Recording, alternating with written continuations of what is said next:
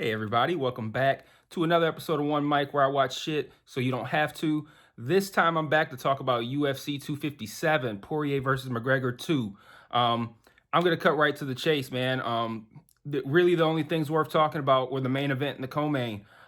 We saw the first finish of Conor McGregor, not the first finish, I'm sorry, the first knockout of Conor McGregor. Uh, Shocking the manner in which it happened. The result, not so much as shocking. If you've been watching Dustin Poirier lately, nothing surprised you here. Nothing that you saw surprised you here. This is a guy who's beat Justin Gaethje. This is a guy who's went to war with Dan Hooker. This is a guy who did what I feel is the best performance I've seen against Khabib Nurmagomedov. Dustin's been here. Dustin's been doing it for a while. Dustin's been getting better and better and better and better. And I don't think there's too many people who could tell you that going into the fight, like Dustin Poirier should win this fight. But there are a lot of people, a lot of those of us who have been watching Dustin mature over the course of the past few years, that Dustin Poirier could win this fight. And he did. And the manner in which he did it was really interesting. Like the first round, I think the first two rounds were actual mirrors of one another. First round starts, Dustin looked off to me. And I turned to my friend who I'm watching with, and I'm like, Dustin doesn't look himself. Like, he looks nervous. He looks jittery. He looks unsure. Like, he doesn't have his confidence. And I think a lot of people lose to Conor before they even step in the octagon with Conor because of the intimidation factor of, like, you know that there's way more eyes on it now than there normally is. And you know that everybody there is probably cheering for him. Not everybody, but most people there are cheering for him. So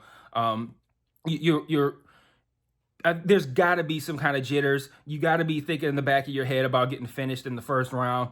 And I think that showed in Dustin's performance a little bit. And I think Conor kind of locked onto that early. It looked like Conor was going to have possibly another early night out. He landed a right. I think it was like a right jab that seemed to make Dustin a little woozy for a second, but he quickly recovered. But it just seemed like things were going to go Conor's way eventually. And then the second round starts, and Dustin comes out looking like someone who, even though he likely lost the first round, came out of it knowing that he could win this fight. In his heart of hearts, know that he could win this fight, as opposed to in his brain kind of thinking like, yeah, if I do this, I can win. But like, when you eat Conor's like historic left and you take it, which Dustin did, I think all of that intimidation goes out the window at that point. If you eat his best punch, then you're in for an interesting night out. And I think Dustin knew that coming into the second. He seemed like his normal self again. He seemed sharp. He seemed confident. His head movement was good. His boxing was good. And then conversely, Conor, who had eaten a lot of leg kicks, seemed unsure of himself. Conor was missing a lot of shots he would normally land. Granted, Dustin was getting out of the way a lot of them, but Conor was really Conor was missing a lot of the shots that he would normally land. But you could tell that it's almost like he was confused by it. Like he didn't understand why he was performing the way that he was. And I think, to his credit, I think that, people, anytime you lose a fight, or anytime you lose any sort of athletic event, if you give a reason for why you might have lost it, all of these people who have not an ounce of athleticism in their body are going to go, he's making excuses. Fucking idiots, right? But I think there's something to be said about Conor's long layoff.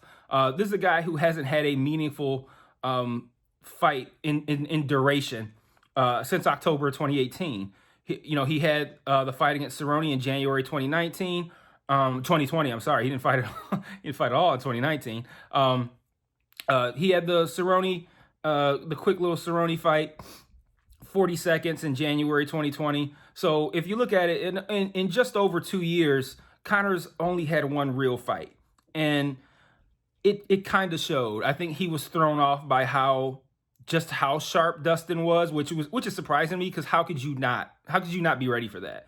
Like, Dustin's last fight was a fight of the year contender. Speaking of which, I noticed a lot of people were watching UFC last night that don't normally watch it. And if you're one of those people and you're watching this video and you're curious about Dustin Poirier, you don't have to go back far. His last fight against Dan Hooker, who we're going to talk about in a minute, because he was in the co-main event, his last fight against Dan Hooker was one of the best fights of 2020. If you ask any fan who saw all the fights, the Poirier Hooker fight is going to be their number one or their number two. No one's putting it lower than number two. So you want to see what Dustin Poirier is capable of? Just go back one fight, watch that one, and you'll see why there is a group of people who are not surprised that he was able to beat Conor McGregor. I'm mainly surprised in the manner in which it happened, as opposed to it actually happening. I was expecting more. I was expecting either Conor was going to get him out quick, or it's going to go the distance, and in which case that favored Poirier. So once Poirier got out of the first, and Poirier probably had the same thought. So once he got out of the first round, he was probably like, yeah, I got this. And he did. I think next up for Dustin, I don't know if they have already set their hearts to Justin Gaethje versus Charles Oliveira. If they have, then I think that leaves Michael Chandler to get a title shot. Obviously, for a vacant belt, I don't see Khabib coming back anymore. I'm gonna let that go. But either they fight for the vacant belt, or if the UFC hasn't booked Gaethje and Oliveira, then Dustin and Oliveira can fight for the belt, and then Gaethje can fight Chandler, and then both of those matchups are good. For Conor, it's kind of tough now because now Conor's the guy from the outside looking in. That's been Oliveira this whole time. Kind of like you got this top five. You got Khabib, you got Dustin, you got Hooker, you got Conor, you got Tony Ferguson, and you got Justin Gaethje. Tony Ferguson, by the manner in which he lost his last fight, is kind of now on the outside looking into that group. Conor McGregor is now on the outside looking into that group. And now Charles Oliveira is now on the inside of that group. So based on that group, the new grouping, there's really not a place for Conor to fight one of these not elite level fighters, but one of these fighters who are in this top 4 or 5 group at lightweight. So I think really the only way you can go with Conor is complete the trilogy with Nate Diaz, or I was thinking we already have Volkanovski and Ortega fighting. I think that's March 27th. Yeah, 260. How about, we already know Max Holloway deserves a title shot again. And I feel like if Max doesn't want to wait for the winner of that fight, Max Holloway and Conor McGregor would be another rematch that would be nice, where Conor would again be fighting someone he beat, but an entirely different fighter than the one he beat before. That could be an interesting fight. I don't know how much Max favors going up in weight. I don't see Conor coming down to 145 to make that fight happen. He offered to fight on the if anything happened to Conor or Dustin, so I know Max is willing, but that could be an interesting thought as well. I'd love to see that fight. I'd actually love to see that more than I'd love to see the completion of the trilogy with Nate Diaz, honestly. But those are two options for Conor. The other thing I want to talk about is the co-main event. Dan Hooker, who I just mentioned a moment ago from his previous fight with Dustin Poirier, faced off with the UFC's newest acquisition from Bellator, 3-time Bellator champ Michael Chandler. Chandler's been signed for a while, but hasn't had a fight. I was personally wondering, like, what is he doing? How is he coming to the UFC and kind of like just say, yeah, I'm going to fight, kind of like choose the conditions in which he fights. That didn't really sit well with me, but I don't know. Then maybe that wasn't the scenario. I don't know what the fuck's going on. And I also know that Dan Hooker said himself that fight was official for him and known about long before it was released to us. So Chandler might have been turning down fights because he knew he already had one lined up against Dan Hooker. But big questions going in. How's Dan Hooker going to follow up the war with Dustin Poirier?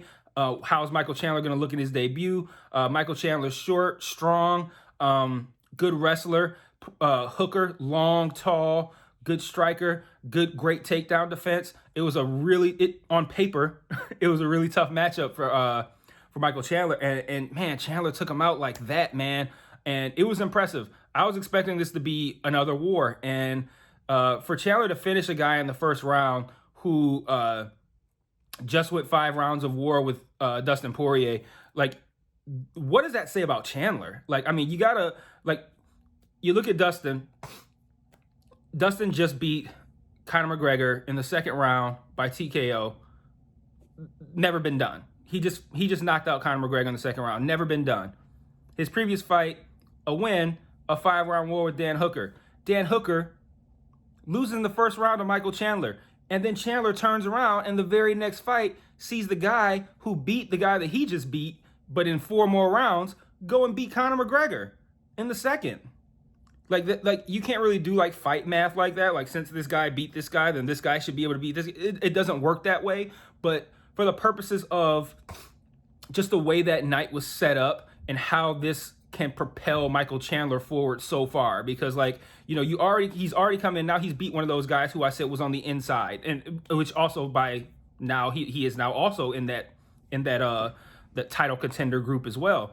But you know, to come in and have so much to prove, need to show what you can do to a whole new set of fans, and finish a guy that quickly who we all respect, and then we sit there and in the very next fight see the guy who finished him before, well, not finished him, fought him before and needed 5 rounds, go mop the floor with Conor McGregor. Now Michael Chandler can turn around and go, hey, that guy that you needed 5 rounds with, I just beat in 1.